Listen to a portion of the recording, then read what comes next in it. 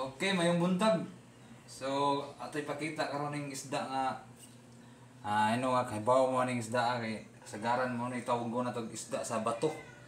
So, ang tawag diyan sa English term or scientific term Chilinus trilobatus. Na kita sa ato Bisaya kuha ni siya tawag na tog ipos-ipos na ba na. Akong gilimpyuhan kay may ang nindot ning isda, nindot kay sa ununan. Ununan niya ora, mas the best siya ununan kaysa kuan. Og dagko pud ani. Nindot to siya isugba kung dagko na gid siya. Diba? So ang kuan na nato niya kay struggle na to ani niya kay maghimbis kita. Kuan kay himbisan kay himbison man kaysa. Pero nindot kaning isda kay mao man isda nga mga tilugon. Nang di angay angay ni siya pakaon sa mga kanang ay mga kanang sakiton. So, mo ni say sakto nga ipakaon kay mo ni say tilugon kuno nga isda.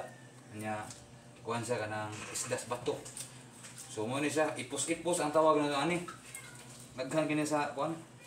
Murag ka familiar ni siya sa kanang katong parrot fish or lamon-lamon. Mo ni sila magkuyog ana sa tampi sa kanang tangkulan sa kanang dagat. So mo ni siya kanang ipos-ipos. O Chilinus trilobatus. So ato nilimpyuhan kay ato ning ununan, lami minununan, ang lami ra ginani ununan na gid.